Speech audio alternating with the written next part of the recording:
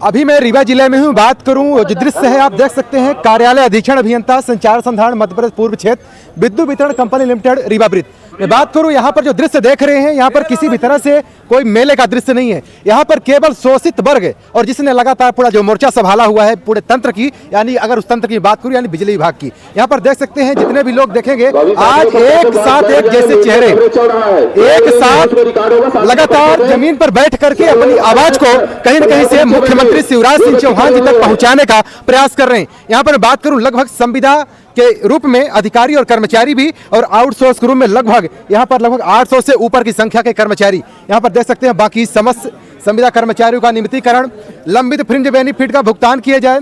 आप देखेंगे ये जनसंकल्प की बात यहाँ पर दिखाई दे रही है। आप देखेंगे भाजपा जनसंकल्प 2013 के अनुसार नियमितीकरण तत्काल किया जाए, यानी जिस वादे के अनुसार ये सरकार बनती है वही वादा कहीं न कहीं से ये झूठा जो बस्ता होता है उस पर चला जाता है और इसके बाद में वो पूरी तरह से जिस तरह के बीज खत्म हो जाता है ऐसा ही उसका बीज खत्म हो जाता है। एक और है यहाँ पर बोर्ड है सर के पास, समस्त आउटसोर्स कर्मियों का कंपनी में संविलियन। यानी कितनी शर्म की बात होती है कि एक कंपनी में कार्यरत कर्मचारी आखिर बिजली कंपनी में सम्मिलन क्यों बात करता है, ये भी एक बहुत बड़ा गंभीर सवाल है। सबसे पहले मैं सर से बात करना चाहूँगा, आप फिलहाल अभी एक कंपनी में हैं और एक कंपनी की बात यानी इसमें सम्मिलन की बात कर रहे हैं, क्यों? हम लगातार 8 से 10 वर्ष से लगातार काम कर रहे हैं, जिसमें हमें आए दिन प्रतिदिन हमें कभी ठेका कंपनी में इसका कंपनी टिक गई, बर्ड क्लास गई, विभिन्न प्रकार के ठेकेदारों में हमें गुलामी एक तरह आप कह सकते हैं। हमें गुलामी से आंदोलन को मुक्ति दिलाना है। एक कंपनी से दूसरी कंपनी में जाने का क्या कारण है? उनका टेंडर 2 वर्ष का होता है, 2 वर्ष 1 वर्ष का होता है, उसके बाद हमें दूसरी कंपनी का टेंडर मिलेगा। उसके लिए हमें फिर से नामांकन कागज पूरा पाथर लेके जाके और ठेकेदार 2000 रजिस्ट्रेशन शुल्क मांगेगा। बस इसके अलावा और क्या घाटा है आपको? हमें अब घाटा तो आप मत पूछे, घाटा तो हम 8-10 हज़ार रुपये में क्या अपना घर पालें, क्या बीवी बच्चों को पालें। कंपनी जो है विभाग की कंपनी है? विभाग की नहीं, ठेकेदार की। देखिए इतनी बड़ी शर्म की बात कि थर्ड पार्टी कंपनी और इसी कंपनी में ये कार्य कर रहे हैं। आखिर इनका एक ही तो मांग है कि आखिर डायरेक्ट कंपनी में कर दिया जाए। यानी मैं अगर सीधा सारांश बताऊं तो जिस तरीके से थर्ड पार्टी कंपनी को लगातार जो टैक्स और दुनिया भर के जितने यानी अलग अलग तरीके से जो उनका एक जो शोषण करने का एक जो तरीका छोटा सा बनता है, यानी कमीशन का जो रूप दिया जाता है, वो कमीशन अगर हटा करके अगर डायरेक्ट कंपनी में दे दिया जाए तो इसमें क्या बुराई है? इसके अलावा सर और दूसरी कुछ मांगे, इसमें कई मांगे आपके बोर्ड पे दिया हुआ है। हमारी 2 प्रमुख मांगे हैं जी। आउटसोर्स कर्मचारियों का विभाग में सम्मिलियन किया जाए, क्योंकि हर एक वर्ष में ठेका होता है और ये विद्युत मंडल दलालों को ठेका दे देती है। वो दलाल आते हैं, लड़कों से पैसा ऐंठते हैं, रजिस्ट्रेशन के नाम पे लेंगे और किसी को बोलेंगे आप क्वालिफाइड नहीं हो, निकाल देंगे, किसी का ईपीएफ नहीं काटेंगे। प्रमुख मांग हमारी ये है कि आउटसोर्स कर्मचारियों का विभाग में सम्मिलियन किया जाए। दूसरी मांग हमारी है संविदा कर्मचारी जो हैं उनको नियमित किया जाए। सिर्फ 2 सूत्री मांगों को लेकर हम लोगों ने प्रदेश व्यापी आंदोलन आज जारी किया है। जब तक शासन प्रशासन सुध नहीं लेगी, हमारी मांगों को पूरा नहीं करेगी, तब तक ये आंदोलन सतत चलता रहेगा। कुल मिलाकर सर क्या पूरे जिले के लोग यहीं हैं या फिर रीवा जिला बस के लोग यहाँ हैं? हर जिले में ये आंदोलन चल रहा है। रीवा जिले के लोग रीवा में बैठे हैं, सतना के सतना में, सीधी के सीधी में, हर जिले में 52 जिले में हमारा आंदोलन चल रहा है। प्रदेश व्यापी आंदोलन है। सर कहा जाता है बीच में भी आप लोगों ने आंदोलन की एक जंग छेड़ी थी 15 दिन पूर्व, फिर आप लोगों ने उसको बंद कर दिया और आज से पुनः करने की क्या आवश्यकता पड़ी? ऐसा कि हम लोगों को आदेश से ये था कि आश्वासन दिया गया था कि 15 दिवस के अंदर आप लोगों की मांगें पूरी कर ली जाएगी, लेकिन आज ये हुआ कि हम लोगों की मांगें नहीं पूरी गई। इस वजह से हम लोग फिर से पुनः आंदोलन में पहुंचे हैं और सब बड़े दुर्भाग्य की बात है कि हमारे मध्य प्रदेश जैसी सरकार जो संकल्प ली है कि हम मंदिर गरीबों का हर जगह ध्यान दे रही, लेकिन बहुत शर्मनाक बात है कि बीजेपी के शासन होते हुए हम लोगों को इस तरह पोजीशन में नॉन तेल के लिए धरना करना पड़ रहा है। उसके बावजूद आज तक कोई कार्रवाई नहीं हो रही है।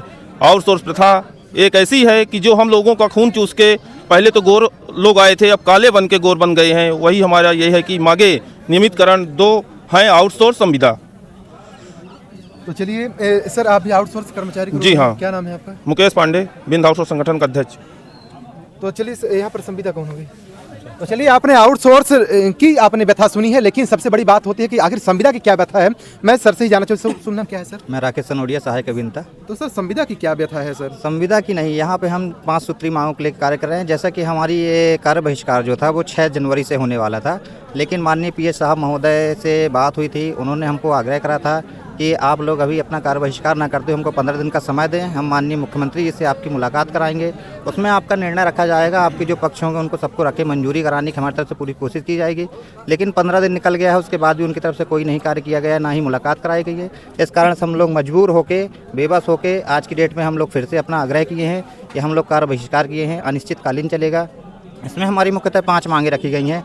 पहला, हमारे जो आउटसोर्स कर्मचारी हैं उनको कंपनी में सम्मिलन किया जाए, कंपनी में तो उनको लाया जाए, जिससे आगे की प्रथा फिर उनकी देखी जाएगी, जो आगे की बातें होंगी रेगुलर करना। लेकिन अभी वो कॉन्ट्रैक्टर के थ्रू रहते हैं तो उनको कंपनी में सम्मिलन किया जाना है। दूसरा, हमारा कॉन्ट्रैक्ट वाले जो हैं, कॉन्ट्रैक्ट वाले संविदा वालों को रेगुलर किया जाए। भाजपा जनसंकल्प 2013 के तहत कहा गया था कि इनको नियमितीकरण किया जाएगा, परंतु आज तक उसकी तरफ शासन वही चल रही है, उसके बाद भी कोई ध्यान नहीं दिया गया है। इसके बाद हमारी तीसरी मांग है, जो फ्रिज बेनिफिट है उसको लागू किया जाए। चौथा हमारा है, जो पैसेंजर लोग हैं उनकी जो पेंशन है उसको हम ट्रेजरी के माध्यम से उनकी पेमेंट कराया जाए। इस टाइप की हमारी मांगे चल रही हैं, जो कि हमारी अगर लिखित में हमको किसी भी तरीके से नहीं दिया जाता माननीय मुख्यमंत्री महोदय के द्वारा, तो हम ये अनिश्चितकालीन कार्य बहिष्कार को कंटिन्यू रखेंगे। सर, एक मेरा सवाल आपके ही जवाब में से मिला, आपने लिखित की बात की है, इसका आपके पास प्रूफ भी है, थोड़ा दिखाइएगा इसको। ये 2013 का प्रूफ भी है, भाजपा जनसंकल्प 2013 का। ये तो लिखित था ना, ट्विटर में हर एक जगह ट्वीट करे, ये तो लिखित था, तो आप सर कैसे विश्वास करेंगे कि आपको लिखित मिल जाएगा? तो इतने कर्मचारी ऑर्डर जब तक नहीं दिया जाएगा, लिखित का मतलब ये है कि ऑर्डर कुछ निकाले ये कि हाँ हमारी तरफ से ये आपका फाइनल डिसीजन हो रहा है, ये कंपनी की तरफ से आउटसोर्स को इसमें रखा जाएगा, ऐसा लिखित पूरा डिसीजन आए उसके बाद ही यहाँ बंद किया जाएगा, नहीं तो ये चीज कंटिन्यू चलते रहेगी। आपने सर एक और बात कही कि पीएस महोदय, ये पीएस कौन है? पीएस हमारे एनर्जी सेक्रेटरी होते हैं, उनके द्वारा जानकारी ली गई थी कि सभी टोटल स्ट्राइक में जाने वाले हैं। इसके कारण अपने यहाँ इंदौर में जो प्रवासी आवासीय सम्मेलन जो था, जिसमें अपने प्रधानमंत्री महोदय आ रहे थे और बाहर से आ रहे थे, इस कारण उनके द्वारा बोला गया था कि बिजली व्यवस्थाएं बाहर से आते हैं तो उनके लिए अपने यहाँ की बुरी बातें ना जाएं कि यहाँ पे तो स्ट्राइक चल रही है। इस कारण से उनकी बातों को भी ध्यान में रखते हुए उस समय हमारे कार्य बहिष्कार को रोका गया था। उनकी बात भी माना गया कि चलिए अगर आप हमारी मुलाकात कराना चाहते हैं माननीय मुख्यमंत्री जी से, उन्हीं से हमारी, क्योंकि फाइनल डिसीजन आना है, जो उनकी तरफ से कंपनी लेवल का नहीं है, ये फाइनल मुख्यमंत्री महोदय की तरफ से जिस दिन ऑर्डर हो जाए उस दिन अपने यहाँ पे लागू किया जाए। सर, जो आपके ऊर्जा प्रमुख हैं जी, तो ये क्या, ये तृतीय द्वितीय ऐसे श्रेणियों में आती होंगे? नहीं, ये फर्स्ट क्लास ऑफिसर हैं, उनके द्वारा बाकायदा सब कुछ बोला गया है। बिल्कुल बिल्कुल बिल्कुल।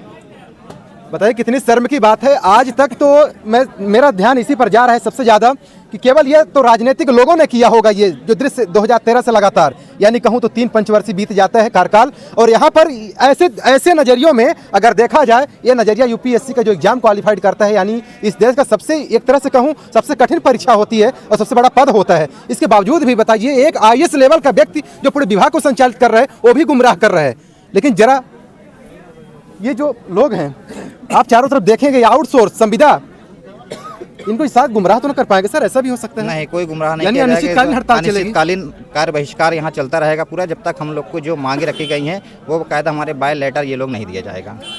चलिए, इतनी शर्मनाक तस्वीरें लगभग कहूँ मध्य प्रदेश में, और मध्य प्रदेश साथ में देखेंगे आप। मैं चाहूँगा इधर चारों तरफ थोड़ा दिखा दीजिएगा, शायद जो चेहरे होंगे तो शायद कभी न कभी याद आएंगे, जब ये नियमित हो जाएंगे तब के लिए इंतजार कर रहे होंगे। और बाकी इधर देखेंगे कुछ लोग यहाँ पर कुर्सियों में भी बैठे हैं, देखेंगे कुर्सियों में बैठे हैं, शायद ये सब अधिकारी लेवल के भी लोग हैं, लेकिन अधिकारी लोग भी आज अपनी मांग के लिए बात कर रहे हैं। या कि कितनी बड़ी दुर्दशा, कितनी बड़ी व्यथा है। और ये पूरे मध्य प्रदेश में तस्वीरें हैं, केवल 2 जायज मांगे हैं, और जायज मांग के रूप में केवल आउटसोर्सिंग को नियमितीकरण और संविदा को भी नियमितीकरण, केवल सिंपल सा फंडा है। लेकिन इसके बावजूद भी गुमराह कर दिया जाता है, 15 दिन के लिए टाल दिया जाता है। और 15 दिन में जिस तरीके से आप पुरानी तस्वीरें देख रहे होंगे कि 15 दिन बाद जो भी 15 दिन के अंदर बैठक होगी, यानी इतने फूल का दरवाजा होगा, जितने भी कर्मचारी हैं यहाँ हमारी कुछ मांगे होगी, लेकिन कुल मिला के अगर मिला तो केवल फुलौरी यहाँ रीवा की मिली है। फुलौरी खाए, मस्त हो गए, 15 दिन चला, इसके बाद पुनः तस्वीरें आ गई कि आखिर वही स्थितियां पुनः आ गई। चलिए, तस्वीरों को लेकर के मध्य प्रदेश में आपके आसपास क्या स्थितियां हैं आप जरूर बताइएगा। आपके यहाँ लाइट कितनी प्रभावित हुई है आप ये भी बताइएगा, और बाकी जो कर्मचारी आप कार्य कर रहे हैं वो भी बताइए कि कितना मजा आ रहा है आपके कार्य करने के दौरान, और इन लोगों को साथ न देकर के। कुछ लोग से पूछना चाहूँ, सर क्या आउटसोर्स कर्मचारी सभी लोग यहाँ आगे कि कुछ लोग कार्य भी कर रहे होंगे? नहीं, कार्य तो नहीं कर रहे हैं। तो कार्य कौन करते होंगे विभाग के? इसमें विभाग में जो अपने पुराने शासकीय कर्मचारी हैं वही लगे अभी हुए बचे हैं वो लोग? तो सरकारी कर्मचारी हैं।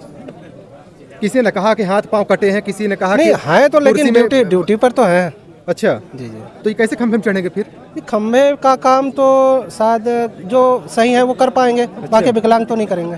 सर एक बात हो, मुझे प्रश्न याद आया, आउटसोर्स के रूम में आप भी हैं या संविदा में हैं? आउटसोर्स। ऐसा कोई कभी होता है कि जब दुर्घटना हो जाती है जी, तो क्या करोड़ों रुपए की राशि मिलती है या फिर एक भी नहीं मिलता? कुछ भी नहीं मिलता है। कुछ भी नहीं मिलता। कुछ भी नहीं तो दवाई क्या कैसे करवाते हैं? हम लोग आपस में चंदा लगा कर करवाते हैं। चंदा लगा करके? यस, एक दूसरे का हेल्प करते हैं हम लोग आपस में। चंदा लगा के भैया दवाई? चंदा लगा के? आपस में कोई दिया थोड़ा थोड़ा करके दवाई कराते हैं। बताइए, ऐसा विभाग जिस विभाग के बलबूते पूरा तंत्र चल रहा है, आज उसे चंदा लगा करके अपनी दवाई करवानी पड़ रही है। चलिए से ज़्यादा टीवी में आ रहे हैं सवाल। जय हिंद।